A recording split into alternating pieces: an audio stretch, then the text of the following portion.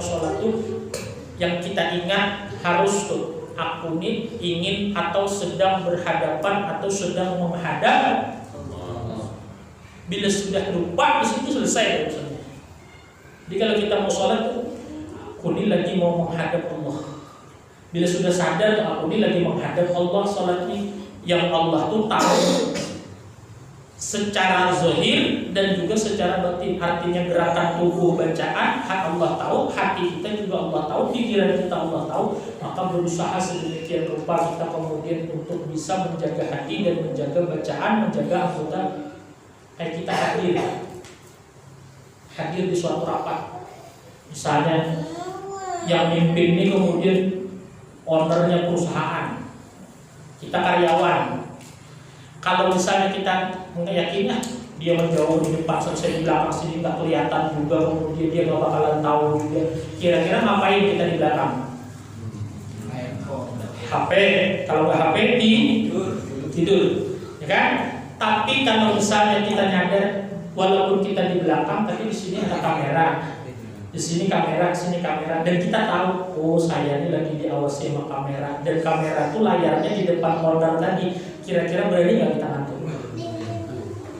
Sebentar-sebentar, ya. Kenapa? Sadar kita ini dia. Tapi kalau sholat, seberapa sadar bahwa Allah sedang melihatin kita? Kita sedang berhadapan dengan Allah dan Allah memperhatikan, Allah tahu bacaan kita, Allah tahu gerakan kita, bahkan Allah tahu hati kita, pikiran kita. Maka ya'lamu sirrahu wa akhfa, yang kita tampakkan Allah tahu, yang kita sembunyikan Allah tahu. Mana bisa kita sholat sembarangan? Kita kenapa sholat sembarangan? Nggak sadar bahwa Allah tahu. Kita nggak merasa berhadapan dengan Allah. Ya kayak orang hadir rapat dipimpin oleh ownernya perusahaan, tapi dia meyakini bahwa owner itu nggak melihat dia. Saya datang rapat ini cuman formalitas. Saya rapat ini cuma hadir ini formalitas. Karena kalau nggak hadir rapat nanti bisa dikena hukuman. Jadi formalitas saja. Emang dimanai rapatnya? Emang diikuti? Emang dijiwai rapatnya? Enggak. Kenapa? Nggak kelihatan. Ini saya di belakang. Ya kan? Maka akhirnya jangan salah kalau rapat tuh tiduran main HP karena merasa nggak diawasi. Nah itu juga khusyuk tuh begitu. Kalau kita nggak merasa, oh saya ini berhadapan dengan Allah, saya ini diketahui, dilihat, diperhatikan oleh Allah, maka kemudian ada mulai usaha akan muncul dengan sendirinya kita menjaga, memelihara bacaan, gerakan hati dan fikih. Itu yang penting. Jadi yang beliau adalah italatul ruku'i was sujud, memanjangkan ruku' dan sujud. Bahasanya jangan cepat. Mana bisa kayak kita ini sholat cepat khusyuk tuh. Yang kemudian pelan-pelan saja kita belum tentu khusyuk. Kalau memang orang yang sudah lihai boleh jadi mereka sholatnya cepat dan khusyuk atau khusyuk dan cepat. Kalau model kayak kita ngikutin sholat cepat-cepat, yang lambat tadi kita pikiran kemana-mana, apalagi kemudian yang sholatnya cepat. Ini Syekh Bakri Syatani kemudian ulama besar dalam urusan fikih, beliau menulis hasyiah daripada kitab yang dikarang oleh Syekh Zainuddin Malibari, Fathul Mu'in, namanya I'anatul Talibin Hasyiah ala Fathul Mu'in. Salah satu yang membantu khusyuk dalam sholat adalah memanjangkan ruku dan sujud. Maksudnya memanjangkan ini jangan cepat, benar-benar baca tasbih 3, Subhana rabbiyal azim, Subhana rabbiyal azim, Subhana rabbiyal azim, kecuali sholat sunnah. Ya. Ini tasbih sholat wajib aja kalau perlu tinggal setengah aja dipotong tasbihnya. Arti setengah itu kalau satu kan Subhana rabbiyal azim, kalau setengah itu subhanallah, subhanallah, dan sujud subhanallah. Kan kata Ustaz yang penting sah. Nah, yang bawa-bawa nama Ustaz dia nggak ramai kemudian. Giliran urusan kepentingannya dibawa-bawanya aja kemudian. Benar-benar 3 kali dulu subhanarabbiyal azim, subhanarabbiyal azim, subhanarabbiyal azim, lalu sami Allahu liman hamidah.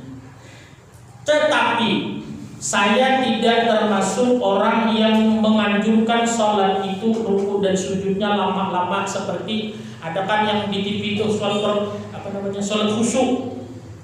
Pernah nggak yang Abu Sangkan itu? Saya belakang sebut namanya nih. Nggak pernah tahu ya? Untungnya Ipin sih masalahnya ini bikin kacau nih. Ada kan yang sholat khusyuk itu ada bukunya, ada trainernya, ada latihannya itu. Itu yang Abu Sangkan itu yang sujud rukunya lama banget, sujudnya lama banget. Kita nggak begitu diajarkannya. Memaknai bacaan Fatihah di dalam sholat dengan akal pikiran kita. Jadi ketika kita baca Fatihah itu, mulut kita membaca Fatihah, maka otak kita memaknai bacaan Fatihah itu. Itu namanya Bismillahirrahmanirrahim. Otak kita dengan nama Allah yang Maha Pengasih lagi Maha Penyayang. Alhamdulillahirabbil alamin. Segala puji bagi Allah Tuhan yang menciptakan segala alam. Ar-Rahmanir-Rahim, yang Maha Pengasih lagi Maha Penyayang. Maliki yaumiddin, yang memiliki hari pembalasan, yang memiliki hari akhirat. Iyyaka na'budu wa iyyaka nasta'in. Otak kita kepada Engkau ya Allah kami beribadah, dan kepada Engkau kami minta tolong ya Allah. Ihdinas shiratal mustaqim, bimbing kami ya Allah jalan yang lurus. Shiratal ladzina an'amta 'alaihim, yaitu jalan Engkau yang orang-orang yang Engkau beri nikmat ya Allah. Ghairil maghdubi 'alaihim waladdallin, bukan jalan orang yang Engkau murkai dan bukan jalan orang-orang yang sesat. Amin, kabulkan ya Allah. Nah itu harusnya ya. Sekali lagi itu tingkatan minimal. Artinya kalau mau bicara lebih lagi akan panjang bahasannya. Ini kita yang minimalnya aja dulu nah. Kalau kita sholat baca Fatihah kemana? Ya. Belajar sholat itu kemudian dijiwai. Itu yang akan bisa menjadi sholat itu berfungsi inna sholata tanha 'anil fahsya'i, bisa mencegah perbuatan keji dan munkar. Itu kenapa? Karena sholat yang dijiwai. Kalau sholat itu raganya, fisiknya aja sholat tapi jiwanya nggak sholat, itu yang habis sholat ngomongin orang sih. Habis sholat tetap ya nggak berubah-berubah. Padahal sholat dia sampai dikatakan kalau sholat seseorang itu baik, yang lain itu pasti baik. Tapi kalau sholat seseorang jelek, yang lain pasti jelek. Tapi kenapa ada sholat seseorang kemudian ketika sholat dia kemudian kelakuannya masih nggak baik, berarti sholatnya belum. Itu taukid loh. Inna sholata, sesungguhnya sholat itu mencegah perbuatan keji dan munkar. Bahasa kitanya bener deh, kalau sholatmu baik pasti kelakuanmu baik. Cuma kenapa ada orang sholat masih tapi kelakuannya nggak baik? Berarti sholatnya itu Allah mentadabburkan atau memaknai bacaan zikir atau tasbih atau tahmid di dalam sholat, kiasan dikiaskan alal qiraah atas bacaan Fatihah. Jadi ternyata dalam sholat bukan hanya saat membaca Fatihah kita harus maknai supaya khusyuk, tapi semua bacaan baik zikirnya baik tasbihnya kemudian itu dimaknai.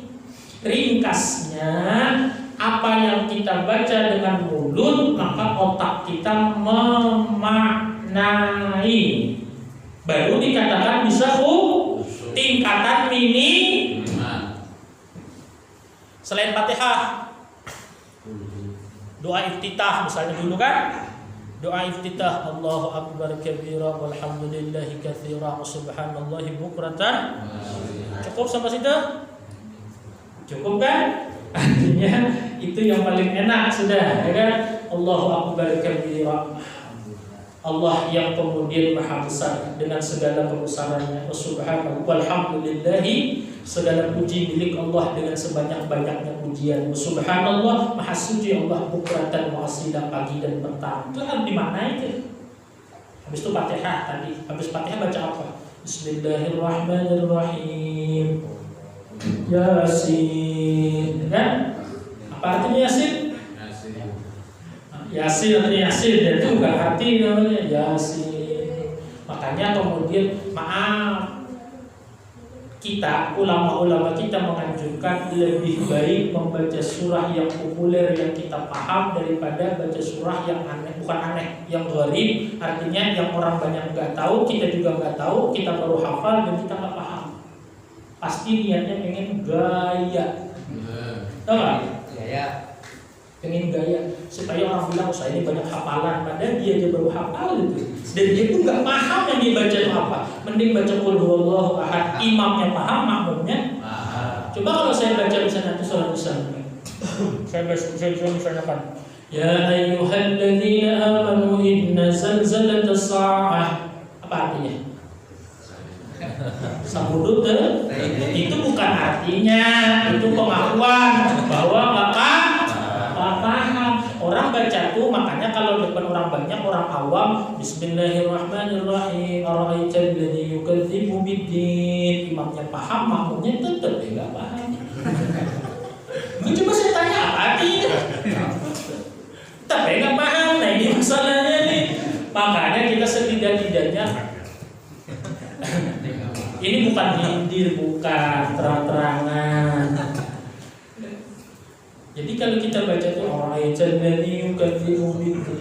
tahu nggak kamu siapa orang yang mendustakan agama tadi? Mereka yang berlaku keras terhadap anak yatim, wala yahuddu ala ta'amil miskin, dan mereka menolak ngasih makan orang miskin. Fawailul musallin, maka celaka orang yang sholat itu, alladzina hum an sholatihim sahun, mereka sholat tapi hatinya lalai. Alladzina hum yura'un, mereka sholat tapi riya. Wayang namun dan ma'un, mereka bisa bantu tapi nggak mau bantu. Nah itu di apa namanya?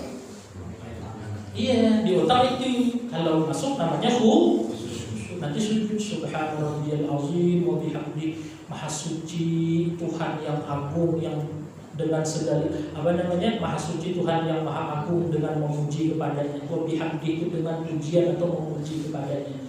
Nanti kemudian yang ketiga sami'allahu liman hamidah. Nah yang sudah sekali sami'allahu liman hamidah, Allah tuh dengar dan pasti membalas siapapun yang memujinya. Baru kita Rabbana walakal hamdu, ya Tuhan kami pujian semuanya untuk Engkau. Allahu akbar subhana rabbiyal a'la wa bihamdi, maha suci Tuhan yang maha tinggi dengan pemuji kepadanya. Terus saja begitu. Nah seberapa kadar kita ingat salat itu, sebegitu nilai salat kita. Misalnya dari 3 rakaat maghrib tadi yang hati kita connect dengan ucapan kita berapa? Semenit? Kalau 1-2 menit atau cuma saat takbir, saat kita doang, begitu selesainya, maka senilai itu aja nilai sholat kita. Karena hadis Nabi SAW tadi kemudian tidak ada bagi seorang hamba laisa lil 'abdin min sholatihi, pahala daripada sholatnya illa ma'qala minha, kecuali sekadar apa yang dia ingat ketika sholat itu. Kita sholat isya 4 rakaat nanti, kita baca Fatihah, ingat gak? Kalau enggak berarti enggak ada nilainya. Ruku ingat gak tanunya? Hatinya enggak ada pahalanya. Kapan ingatnya? Ujung-ujungnya ingatnya kemudian adalah asyhadu an la ilaha illallah wa asyhadu anna muhammadar rasul. Tahiyat akhir itu pun karena kemudian syahadat, jadi paham aku bersaksi tidak ada Tuhan selain Allah. Nah, hafalan dan aku bersaksi bahwasanya Nabi Muhammad adalah utusan Allah. Berarti berapa detik tuh? 2 detik. Dari sholat isya 5 menit, 2 detik syahadat aja kita hadir, hati ingat hati, berarti 2 detik aja nilai sholatnya. Walaupun sholat besar. Nah ini bahayanya. Maka maaf ya, saya selalu ulang-ulang, kalau sholat itu wajib, maka belajar tentang sholat lebih wajib. Wajibul aujab dalam fikihnya. Yang paling hal wajib yang paling wajib itu ilmu. Ibadah wajib iya, tapi lebih wajib lagi karena ilmu ini yang menjadikan ibadah seseorang sah, ilmu juga yang kemudian membantu seseorang ibadah diterima. Rabbi firli, mudah-mudahan bisa dicontoh. Rabbi firli, ya Allah ampuni yang banyak dosa ya Allah. Rahmati, sayangi ya Allah, yakinani ya Allah, sayangi. Wajburni, sempurnakan yang banyak kekurangan ya Allah. Wajburni itu artinya sempurnakan kekurangan ya Allah, yang banyak kekurangannya sempurnakan ya Allah. Rabbi firli hamdi warfa'ni, ya Allah tinggikan derajat. Apalagi warzuqni, kalau warzuqni pasti paham ya. Ayo coba diisa nih. Duit, ya Allah, duit, ya Allah, duit, ya Allah, duit, ya Allah. Wahdini, ya Allah, beri hidayah. Wa'afini, ya Allah, sehatkan lahir batin. Afini itu sehatkan lahir batin. Wa'fu anni, ya Allah, maafkan kesalahan saya, ya Allah. Minta pertama diampuni, minta kedua dimaafkan. Minta kedua, minta terakhir. Coba hebatnya ya. Rabbighfirli warhamni wajburni warfa'ni warzuqni wahdini wa'afini Rabbighfirli, ampuni. Terakhirnya wa'fu anni, maaf. Apa bedanya ampuni dan maafkan?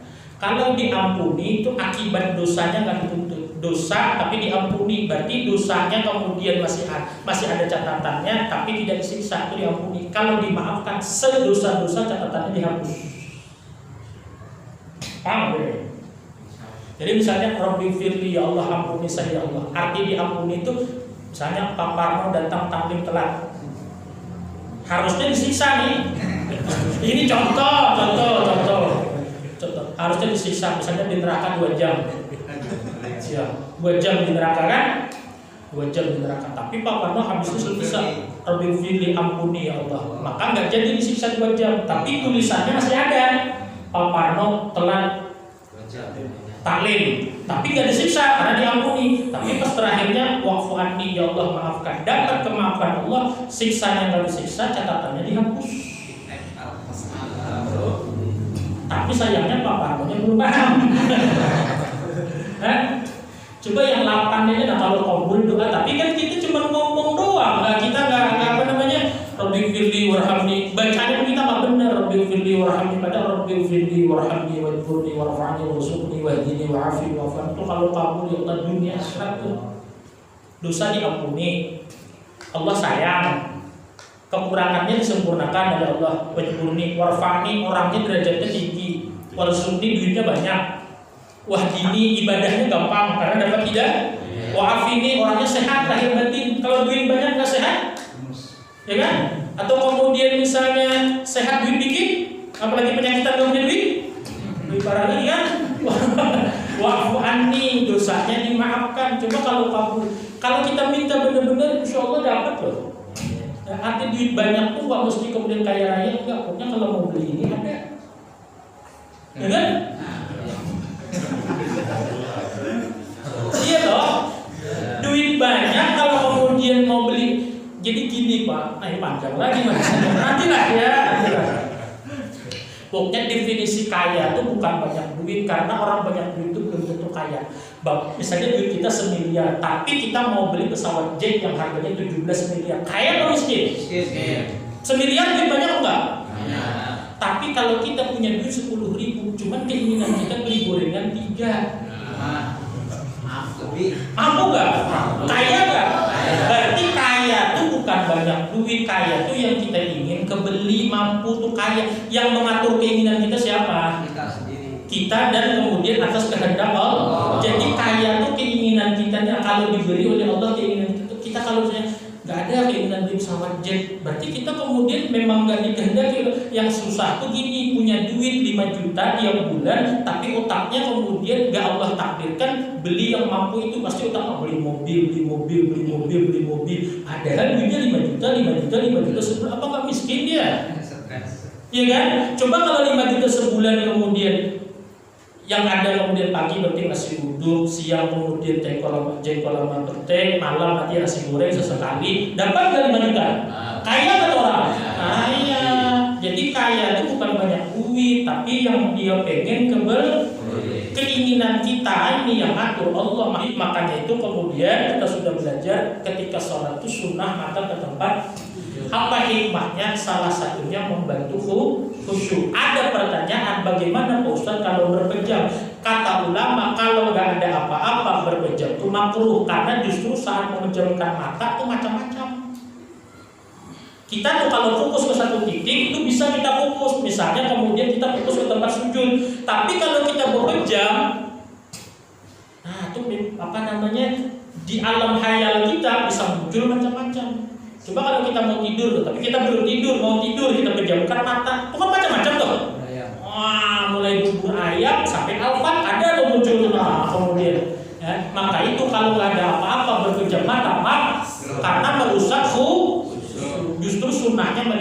tempat sujud karena membantu khusyuk. Nah itu 5 apa Pak?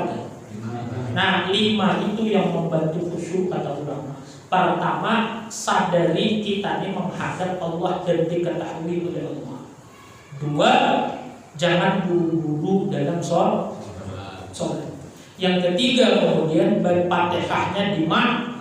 Yang keempat, semua bacaan sholat usahakan dimak. Kalaupun nggak bisa minimal Fatihah, minimal Fatihah. Jadi bahasanya jangan sampai Fatihah itu nggak paham maknanya.